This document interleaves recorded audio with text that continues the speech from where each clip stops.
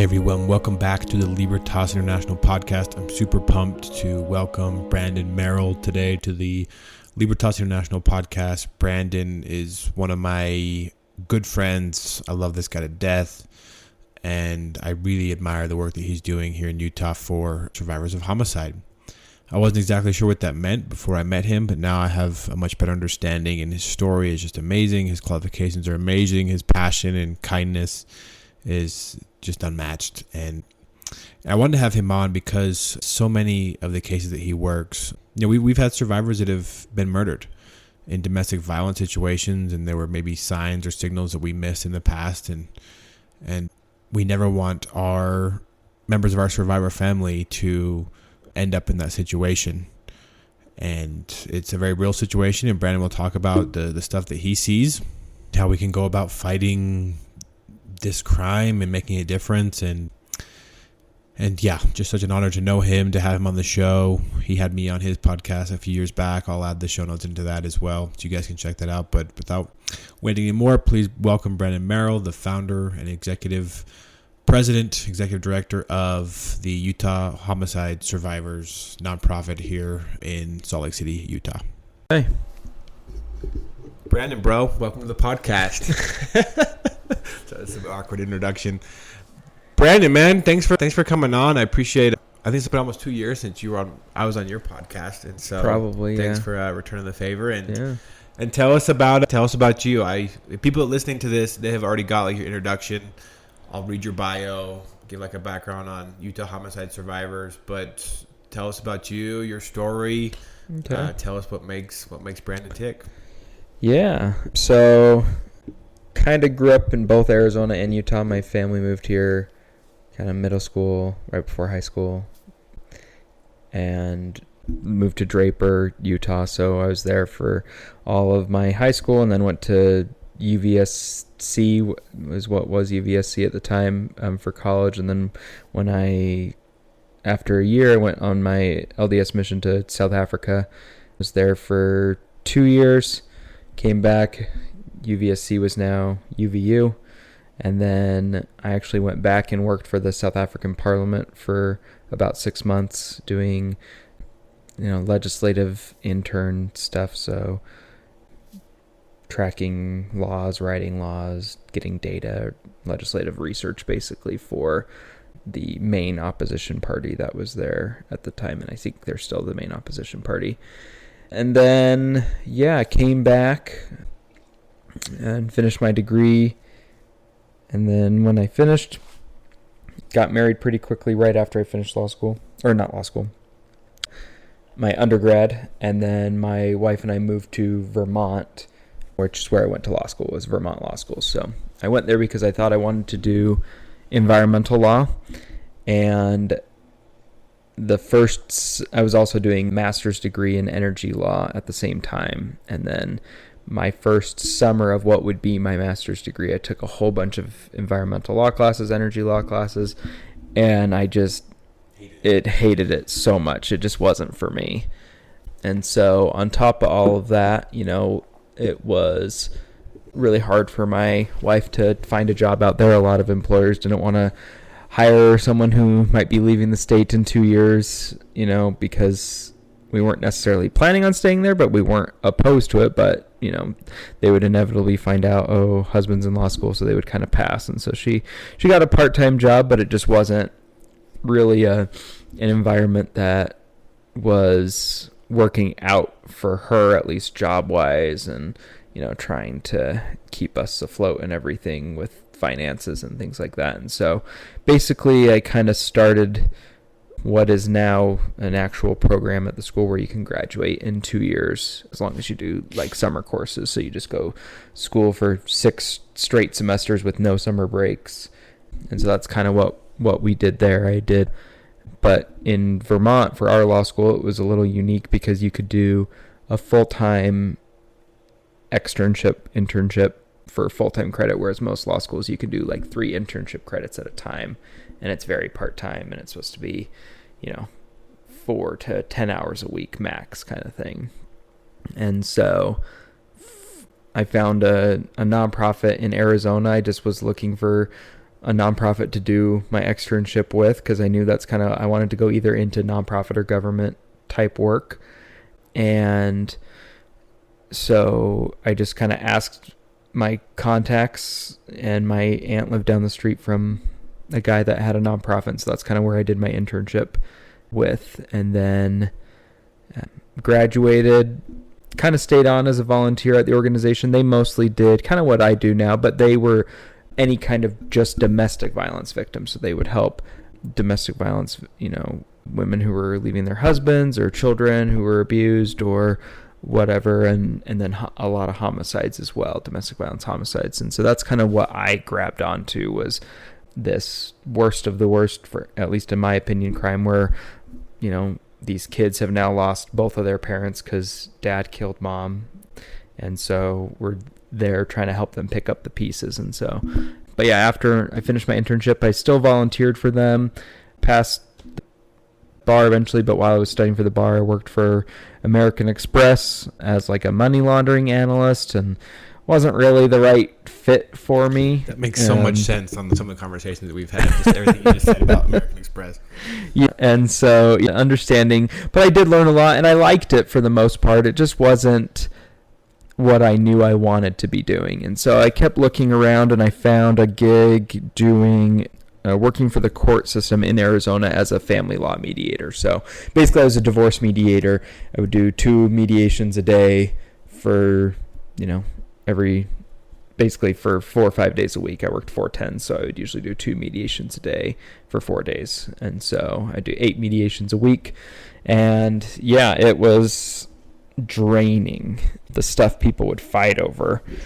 I mean, I once had to negotiate custody of some desert tortoises because they were an endangered species, and they had like a special permit, and the government was going to take both the turtles away unless the couple could figure out how to share their turtles. Yeah. And they were both born and raised in this really small town. When they got married, it was their second or third marriages, and then they lived like around the corner from each other. And so they were able to make a tunnel that went underneath, and the turtles would go back and forth to their houses. It was a whole thing. Yeah.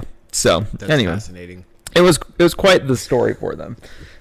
But yeah, it was really draining for the most part, though. They worked together really well, so I didn't really have an issue with them. But there were some where it was just, going literally solving everything but who was going to get the outdoor patio furniture that was worth. I mean, I know how expensive that can be, but it wasn't like crazy expensive, maybe, $500 total, and they had everything else worked out, but they could not, I don't know what it is about it. They just would not, they would not give it up, either of them. And so they ended up going to court, and the judge walked in, looked at what he had to do, and basically literally cut the baby in half type situation, where he gave one person 2 chairs and the table, the other person got 2 chairs and an umbrella and left. And like it was like 10 minutes. It was so fast, and they were both just in shock, and I don't know what happened or what ended up happening there. But yeah, it was just really draining. And so I kind of was still volunteering for the organization that I was at in the past, and I was wanting to do some stuff with them more. And a grant opportunity came up, and they were like, "Hey, if you want to help write this grant to fund your position, we'll do that." And so that's kind of what happened. We wrote a grant, and it was able to fund me, but they only would fund it at like the paralegal level, and they wouldn't allow for me to like actually go into court and do things. And so basically just wasn't as high as pay as I was hoping, but it was fine. It was in the legal world. I was doing everything but going to court, basically. And so, just kind of going through that, and then still, after about a year of that, I was like, you know what, I do want to do the lawyer thing. I need to, make more money as well, and I just kind of want to get into that world. And so an opportunity in Utah came up, and I met with the, Utah Office for Victims of Crime, which manages the federal grants for the state, and basically went and talked to them and was seeing if the organization that I worked at, if opening up a chapter here in Utah would be a good fit. And they were like, yeah, great. Sounds good. And so, yeah, that's what we did. And so we opened up a chapter of that group in July 2018. But then by March 2019, they had lost their Arizona funding, their main source of funding that was like paying for both of the attorneys and the office manager there. So they lost all of that. And so like I was just like left alone. And so I had to redo everything because I was like, well, if they're not going to exist, I'm not taking over all of their stuff. I'm not, so we basically kind of shut that down and restarted a whole new organization and wrote these big giant federal grants which were due within like 2 weeks of the organization shutting down. So it was terrible timing, but good timing, because otherwise if it would have shut down 3 months later, I wouldn't have been able to, restart, because these grants happen every 2 years. I just got lucky to come in on a mid-cycle when I got here in 2018. They usually don't have mid-cycle money, but they just happen to have it. So anyway, so basically then I started Utah Homicide Survivors in April of 2019, and we just kind of do legal work for any type of homicide for the families of the homicide victims. So most of our stuff and most of what I specialize in is like domestic violence homicides, but there's assault type homicides, either stranger, friend, roommate, random person on the street. There's DUI homicides. There's, gang violence, things like that. So we'll just try to help the families of those homicide victims in any way that we can. But for the most part, a lot of our cases are domestic violence oriented. I have a couple questions based on what you just said. Okay. First, have you ever had biltong? Yeah. I hate that shit. It's so chewy. Oh, dude, it's so nasty. I went to. You haven't had good biltong, though. No, I haven't. Really haven't. Because you can get some really good stuff. I went to, and it also depends on. You can get some game biltong, and that's really good stuff. Yeah. Because I went to South Africa on a last minute thing back in like 2017, and the flight there was miserable. Like, I booked a super cheap flight. Oh, so you probably went to London and then somewhere in Europe, and no, I had like a 20-hour layover in Atlanta. It was Salt Lake to Atlanta, and then Atlanta to Joburg. Oh, wow! And then they left all my stuff in Atlanta, and so I had 2 days where I was like, I bought like all these clothes, and like the South African clothes didn't fit me. Had my glasses, didn't have my hair gel. The time change really just kicked my butt, because it is. Yeah, it's all about sleeping. You go on their time. Yes. And you have to sleep on the plane. You force yourself to sleep, whether it's a sleeping pill or whatever, during South African nighttime, and then forcing yourself to stay awake during the daytime. And then when you get there, you just have to stay up as long as you can, depending on what time of day you get there. And wait, and then force yourself to wake up at a regular time. But your body doesn't adjust still, though, because you'll be needing to go, your morning bathroom break or whatever at whatever time is the normal time for your body to go, and it's a whole thing. Oh, it was terrible, and the biltong was bad. I did not like the biltong that I had. The flight home was miserable. It was Joburg to Amsterdam to Salt Lake, and so I feel like I had flown at least halfway around the world to get back home.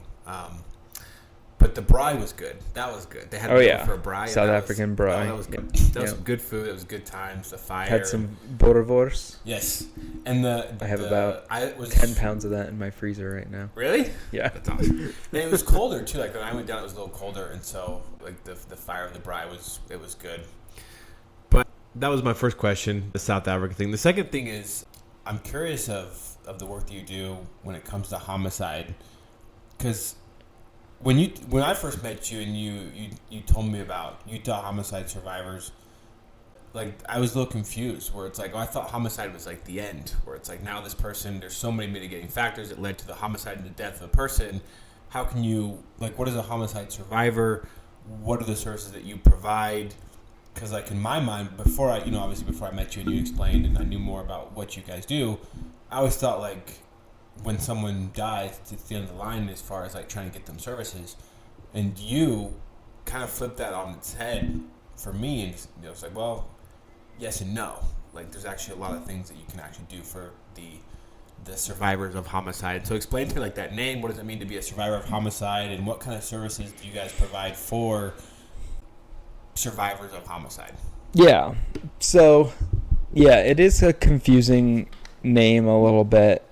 You know, most people are it's like, a good name. Yeah, But it if you're can. uneducated It's like I still was, hard though, because there's not really a good alternative that is not super long 10 words to explain kind of thing.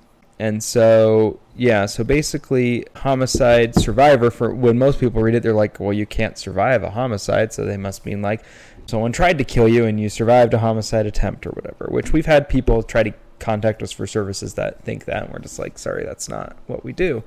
And they're like, oh, so you know, they're sometimes a little upset, and they're like, oh, so you can only help me if I die? And I'm like, yeah, kind of. So yeah, so basically it means the surviving family of the homicide victim. You know, there's sometimes some states have similar named organizations where they're like survivors of homicide group, or Connecticut survivors of homicide. I don't know if that's actually what Connecticut is called, but for the most part, these types of groups that have like the homicide survivors or survivors of homicide victims names, they're like therapy and social services, which are super great and very needed. But we are probably the only one that does legal services, as far as at least in the depth that we do.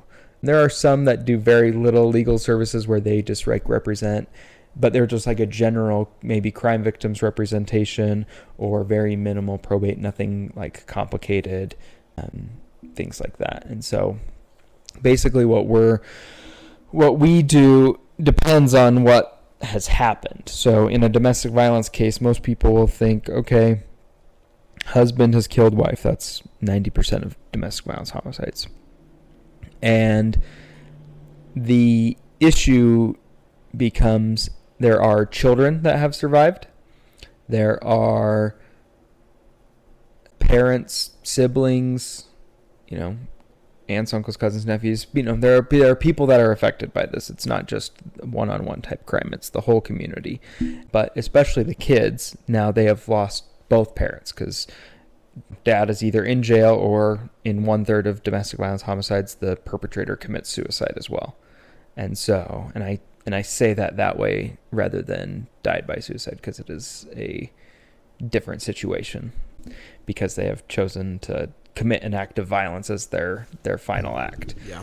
And so, you know, there's things. So if let's say dad's in jail, or in, you know, some families where it's a mixed family situation, stepdad is in jail, and there's assets that most married people hold together. So, or even boyfriend, girlfriend sometimes will hold together, you know, bank accounts, life insurance, cars, homes, businesses, things like that. And so we are there to make sure that the killer doesn't profit from the crime in one way or another, or that he doesn't get to choose who profits from the crime. And so that could look like, oh, on the life insurance, I changed the beneficiary to random person, or maybe they're the life insurance beneficiary. That kind of stuff is taken care of in the civil court and not in the criminal court. And so you have to go through what's the probate courts to be able to disinherit the killer as an heir, to make sure they don't profit from the crime. And so that's kind of the majority of what we do, but there's so many different legal actions that happen within that context. And basically, depending on the court's interpretation of profit, you know, he still could have some assets left over that are just his, and we'll do what we can to take those as well for the benefit of the children or the survivors.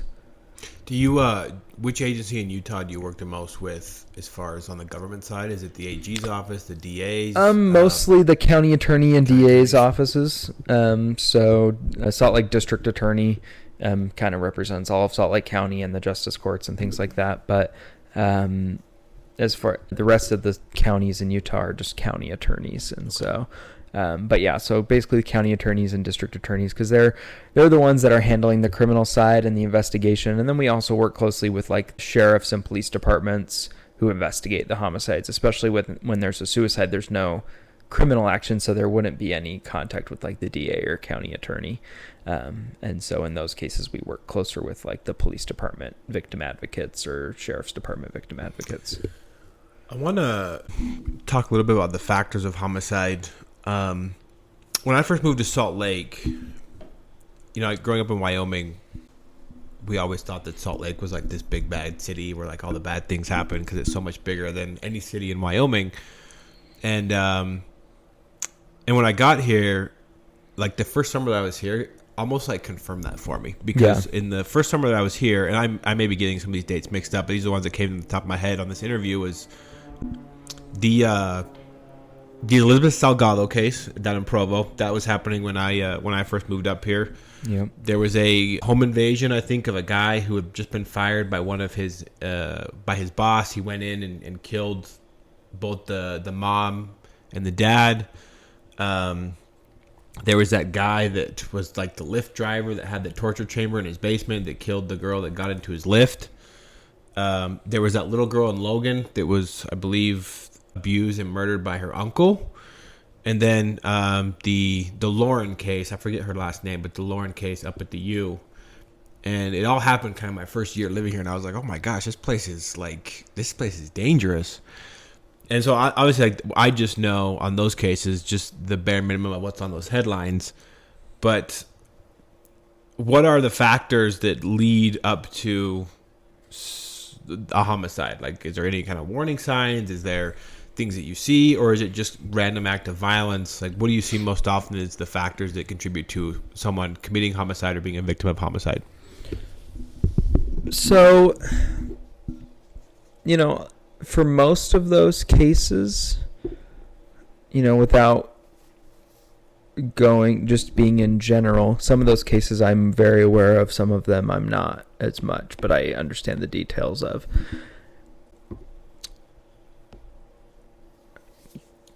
There was nothing, I mean, in a homicide case especially, but in any kind of victimization, there's really nothing that the victims do wrong necessarily.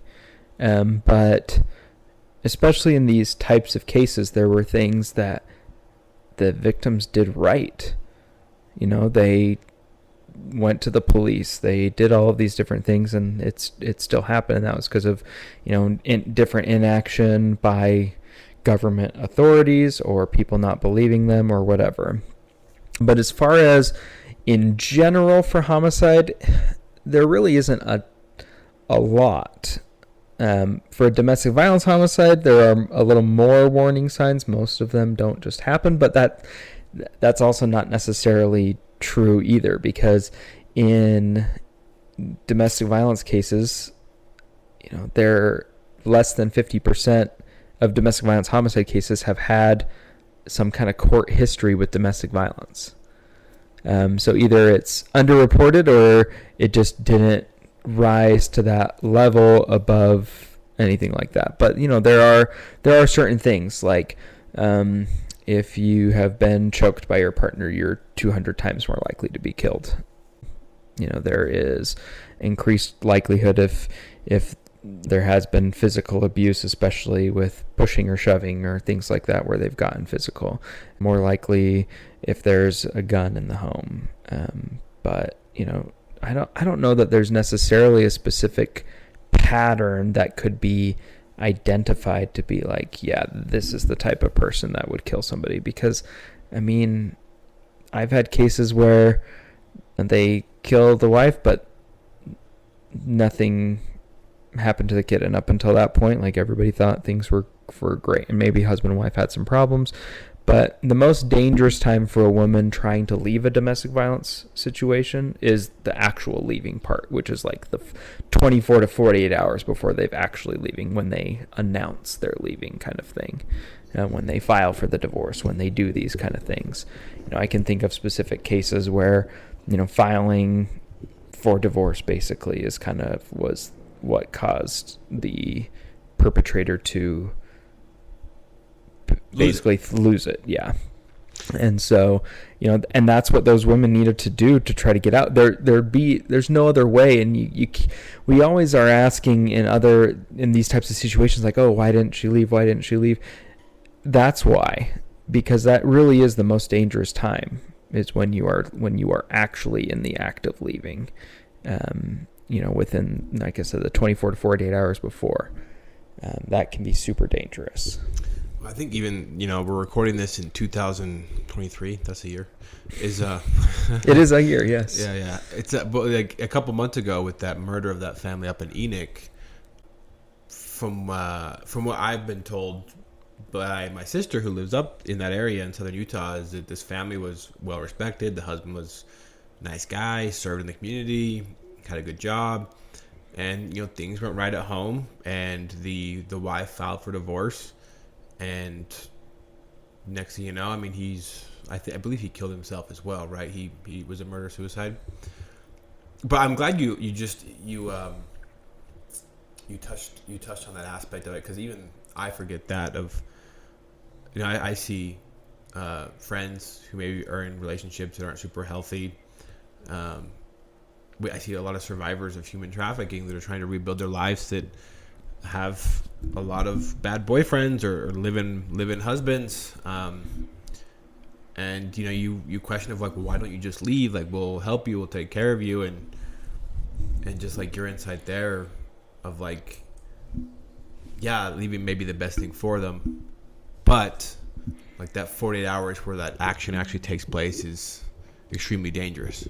And so it would make sense why people decide not to leave, because they don't want to risk that danger of leaving and potentially losing their life, or having these people harm their kids as well, which seems like it happens.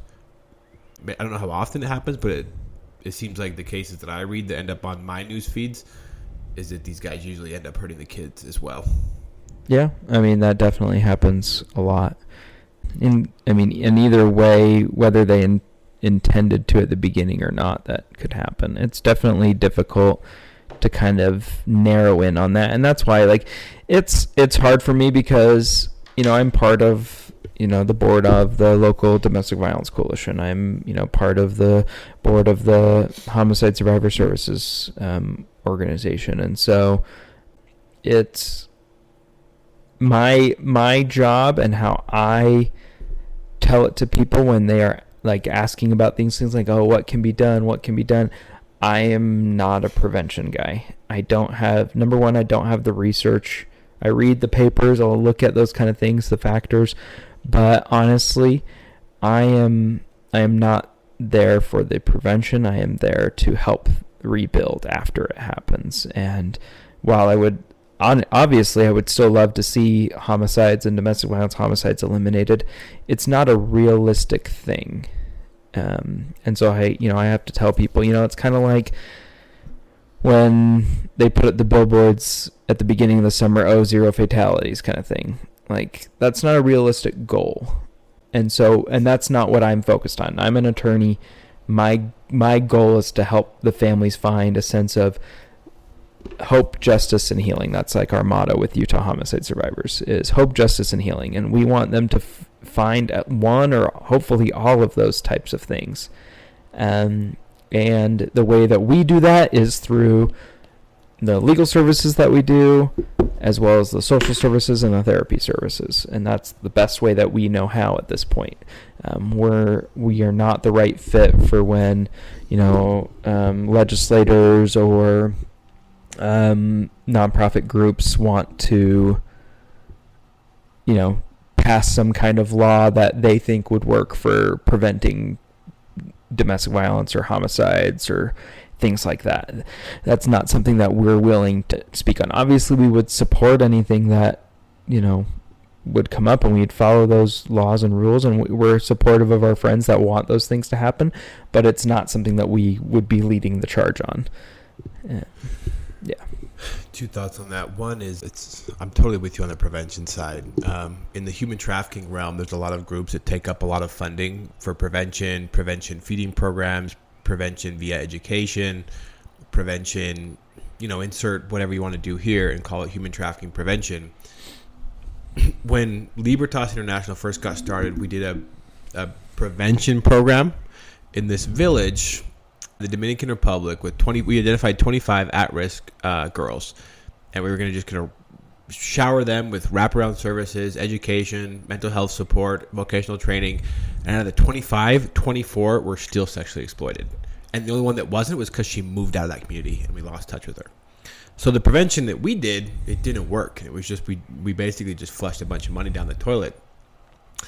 And the research on that, even like on the human trafficking space, I imagine it's very similar in the homicide space, where it's so, like, there's so many differing opinions, and it's people's like hit words of like, there's this group that uses this phrase, prevention beats recovery every time, and I'm just like, I disagree. Like, how do you predict prevention? It's a fine line you have to go with. Obviously, I support any prevention efforts that I can, but that's not for me my focus. And so if there's a group out there that's like, look, we want to educate these at-risk women so that way they don't become, their families don't become your clients, great. I'm supportive of that. But how do you verify that you actually prevent someone from getting killed? That's the thing that we always push back in like these human trafficking conversations. And it's like, just overall statistics of the areas, and that's where you have to show like, okay, it's going down or up or whatever. But sometimes there's so many other factors that come into play. Like when I do my presentations on homicides in Utah, I'll go through and I'll look and I'll show like the last 10 years, and for some, or 15 years on some of them, and for some reason, every 5 years in Utah, we start at a low point and we build up and up and up and up, and then the 5th year is somehow higher than it ever has been in Utah history before, and then it will drop down to a lower level that was like 3 or 4 years before that, and then it starts up again, higher, and then it drops down again. So like, we had in 2020 we had 100 homicides in Utah for the first time, 103 homicides, triple-digit homicides though for the first time in Utah. But then like the year after that, it was like 75, 80. But it's building up and up, and last year was 90, I think it was like 93 or something like that, or 85, I can't remember exactly, but it's building up and up and up again. And part of that is our population is growing. Part of that is other factors, and there might be more things that happen. Maybe they're hiring more police departments because they see, more crime happening, so they're able to get police to react to calls quicker. I don't know. Again, that's not my role. And so that's why I say, like, I'm always in support. If somebody thinks that it can work, education, whatever, great. But for me, that's not my focus or my role, and I just want to be there to help them, recover or whatever we want to call it after the homicide. Another point I wanted to touch on, based on what you said, is the numbers of like ending homicide, ending human trafficking, You'll never hear us say we're here to end human trafficking, because it's not a realistic goal. No, it's not realistic. It's I don't think it's truthful. And saying that you're going to end human trafficking, it's like you'd have to end humanity to have that happen, because there's always going to be vulnerable people. There's always going to be people looking to take advantage of vulnerable people. And even like if you're religious at all, like it's a fallen world. Just mark up to that. It's a fallen world, and this type of, homicide, for example. Wasn't that one of the first crimes that was committed once Adam and Eve left the Garden of Eden? Something about that, and yeah. So it's like haven't ended that since the very beginning, But I think helping those who have survived is definitely a realistic goal. And like you had mentioned, this will lead into my next question of maybe a case that's hit you hard, or maybe the bad guys aren't a huge fan of Utah Homicide Survivors. But it's like that's something that is realistic, of making sure the survivors are taken care of, and these people that commit these crimes, that they are punished for what they've done. Like that is a realistic goal. Yeah. So with that segue, I'd love to, if you're down, like if you can't share about cases, like that's totally cool, but I'd love to hear about a case that maybe you felt that you waded into some danger, maybe didn't feel super safe working the case, or just a case that's affected you, you've worked, that's changed the way that you've approached things, or just tell us about a case, if you can, that you've worked as the director of Utah Homicide Survivors. So I can do generals, and I'll I'll kind of morph some of these into a few different, as one story, but it's, a few different kind of things. But I've had to work against dangerous people, obviously, because they're murderers. And, the ones that always affect me the most, though, are the ones that involve kids in one way or another. So whether the victim is a child, or whether the child is a witness, or sometimes there are multiple crimes. So like the child was abused beforehand, and that's, part of the reason mom was leaving or whatever. And so, that can be tough to like go through all of that. It's definitely some secondary trauma can kind of happen with those. We've had it where people were definitely not fans of us or our organization. I've had people threaten to kill me. Well, I shouldn't say they threatened to kill me, because they haven't, but they, in a nuanced way, they would have me, look them up, or, imply that they could do bad things to me. Obviously, they don't directly do that, because that's also a crime, but it's never like an easy thing to deal with. But for the most part, I think that a lot of the perpetrators that I've had to deal with kind of look at me as just kind of like the prosecutor, or the judge, or, their own attorney, that like I'm not directly involved. I'm just a tool of the justice system, basically. And so for the most part, I don't find that they super, hate me. There are a couple that definitely have or do, ones that don't like me very much. But, I only, as an attorney, for me, I only do and I'll suggest things to my clients of things that they can do, but I don't do anything that they don't want me to do. So, if the guy's, we got a big judgment against him, that's a big thing for us, is we get a lot of judgments, but we might not be able to collect because the guy's going to be in prison for the rest of his life, and he's making $2 an hour, at the prison, working 10, 20 hours a week kind of thing. And so, we could go in and take 50 cents of that $2 per hour through judgments and garnishing and all that kind of stuff. But, some people just don't want to even go through with that. And some do. And that's why we let them choose how they want to heal, how they want their justice. I had one case where we had this big judgment. And the wife was the killer in this case. And she had this designer handbag. Probably not worth a ton, but, probably $1,000 to $2,000 new, which is very expensive for me, what I would consider a bag of any kind. But the victim's family, so his mother and father, they knew how much she loved this bag, and it was taken by the police because she was arrested with it and was holding it there.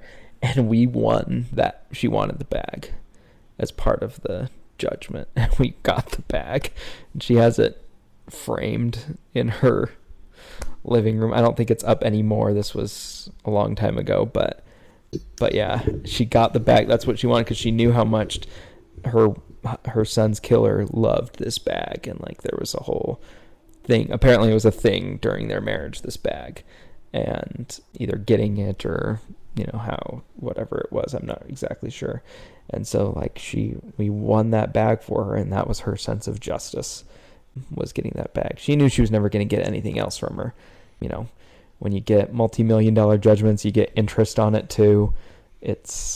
You're never going to see any of it. You can't get water out of a stone. So I think that's a good way to almost end the podcast, is like on that positive note of that positive story. Because like I've seen that too, where justice means different things to different people. And like that bag, like it's just triggering all these memories for me, to where there was a survivor in a case in Texas that we had that, for her, like the restitution was good and the sentencing was good, but the most satisfying thing for her was actually being able to read her statement in court and then hear the judge repeat that statement back to the trafficker as he sentenced the guy to prison. For her, that was the best part of the whole thing, was hearing my words come out of a federal judge's mouth. On the other end, I had this case in New York a couple months ago where a survivor had a statement to read. You had a victim impact statement, and she threw it away because the defense was criticizing her, calling her, a prostitute and a slut, and trying to put the blame on her when it came to the sentencing. And she got really PO'd, and she was like, I'm going to tell them I worked in an ice cream shop and that I wasn't all these things. Like, he abused me when I was just working in an ice cream shop. And so for her, she went up, said that piece to the judge that she was working in an ice cream store.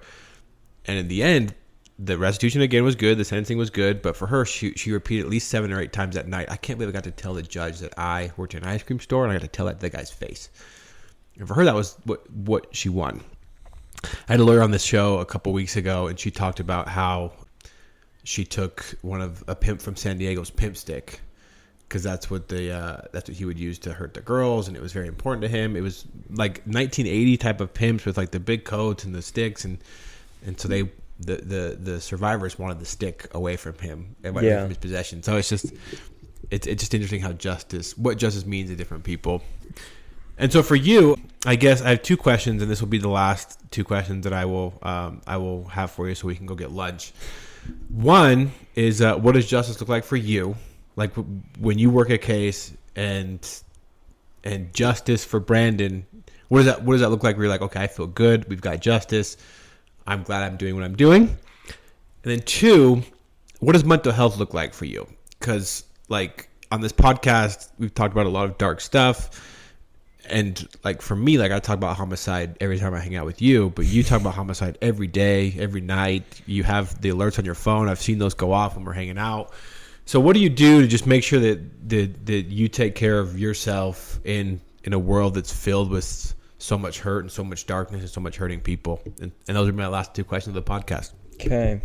So I'm going to go the opposite way of answering them. So I'm going to answer the second one first. But for me, I'm not probably the best example of like taking good care of your mental health, but I've done therapy sometimes. Sometimes it works, sometimes it doesn't for me. But I learned early on, because of my chronic illnesses that I have, that if I let stress affect me, my body reacts poorly. And so I learned coping skills early on with, leaving that stuff behind. And the severe ADHD definitely helps with that.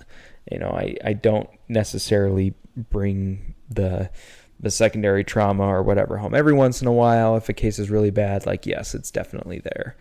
But, there's ways in, going out in either nature or working out, or doing something that takes my mind off of it if it has been something stressful or just a hard one. That's kind of my main way that I deal with it. And that can be different for everybody, but like I said, I learned the coping skills early on because of my chronic illnesses. Well, I'm going to interject too, just real quick, is that I really, especially like over the last year or 2 years or so, I've really enjoyed your nerdy side. And this is what's like super beneficial to me too, is like if I can just check out and go to be like our Last of Us nights, where you crack open a Dr. Pepper and we just lose it just in The Last of Us, bro. Yep. And reminisce on how good the episode was, and watching Pedro Pascal. And I'll never forget one time we were leaving. You had just come and spoken to my team. Oh yeah. And we talked about we're talking about Pokemon games. I don't remember which. I think we were comparing your favorite Pokemons and which, if you've played the new game, the Scarlet and Violet. And for me, that's like anytime that I go on a trip, a plane ride, and I know that I'm going to see just horrific stuff, hear horrific stories, I pull out my old DS and I just start playing Pokemon Gold and just try to level up that Typhlosion, try to catch that red Gyarados, just because it's a way to just check out. Takes you back. Takes you Simpler back. times, Nice, no problems. And even like The Last of Us, which is such a a violent show, but it's nice to be in their world versus ours sometimes, where a pandemic that turns people into zombies, it doesn't seem so bad at this point compared to like some of the stuff that we're dealing with. So yeah, I just interjecting real quick. No, interrupt, that's the nerd true. side of you has been very beneficial for me. Yep. And I imagine it's been beneficial for you. Yeah, probably. And, I used to love reading a lot more. Law school ruined that. So if you love reading, don't go to law school.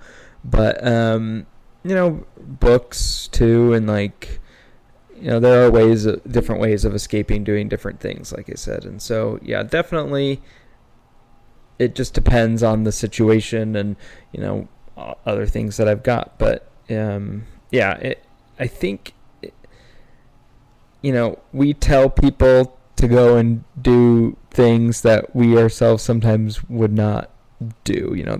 The funny thing about a lot of lawyers is they'll be like, yeah, make sure you get your will and estate plan in. But if you talk to them, 60% or 70% of them don't have one themselves, which is just funny because it makes life so much easier if you have one. And I do. So if anyone's asking, I do have an estate plan, but it's most of them that deal with that, or that are attorneys at least, don't necessarily know that kind of thing. And that kind of works too with we all have different ways of coping, but especially in the victim's world, we are the most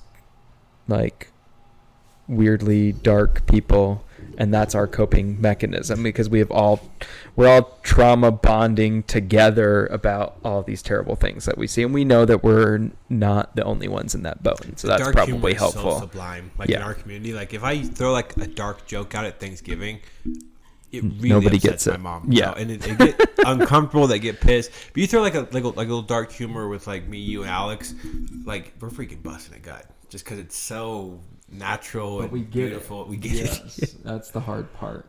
But yeah, so for the first question, going back to that, what does justice look like for me?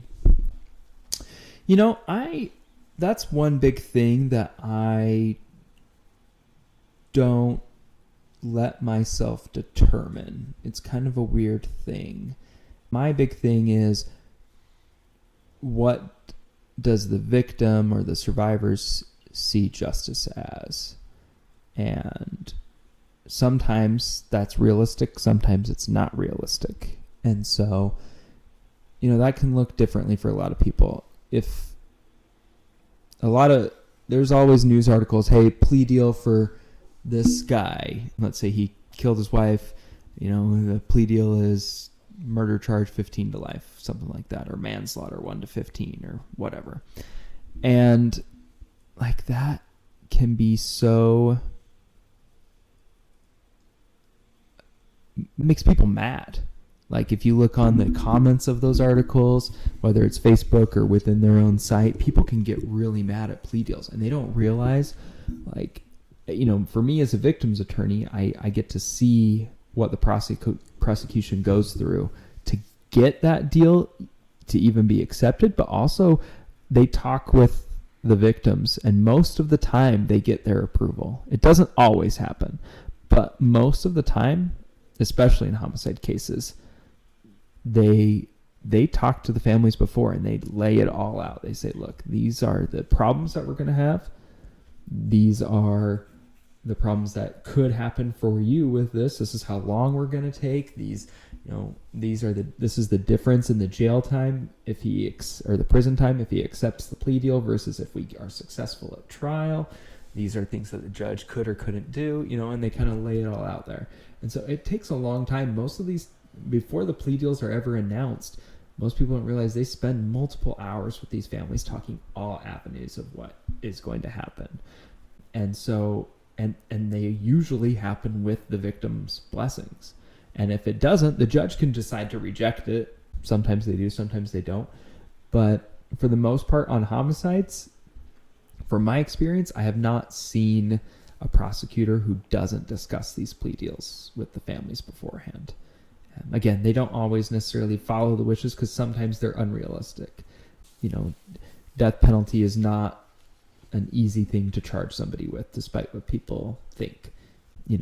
Even aggravated murder isn't something that's easily charged with. Murder isn't something that's easily charged with. There are factors that could lower or raise, the sentencing and different things like that. And in Utah, it's so different because we have indeterminate sentencing. So when I said 15 to life, that could mean 15 years. That can mean 12 years technically with good behavior and all that stuff, but it also could mean 42 years. It could mean life. It can mean 20. Like it's really up to the Board of Pardons and Parole how long that person stays there. And so it's not up to the judge at all at that point. So the judge has to follow, even if they were to be found guilty, let's say at a trial, and the charge was a murder, it's still 15 to life. It's not up for the judge to determine if that 15 is 15 or if that 15 is 22 or 35 or 60 or whatever. It's up to the Board of Pardons. And so this judge just has to follow the statute. And that would be the same thing with a plea deal. If a plea deal happens, like, hey, it's 15 to life, that's what the judge says. And then, they'll have some other harsh words and what they hope that the parole board does and follows, which the parole board will listen to. But they also don't necessarily have to follow the judge's recommendations. So for me, if the victims they're never going to be happy with an outcome because their loved one is gone forever. But for me, if the victims are at least okay with the outcome in either the criminal case or our civil cases or whatever, that to me is justice at least. And that it's up to the victims to determine that. That's a great way to end. Brandon, thanks for being on the podcast. I will add the information of Utah Homicide Survivors in the show notes so that people can find you and hopefully support you, at least give you a follow on your social media sites. Thanks for being on the show, and we hope you have you back on very soon.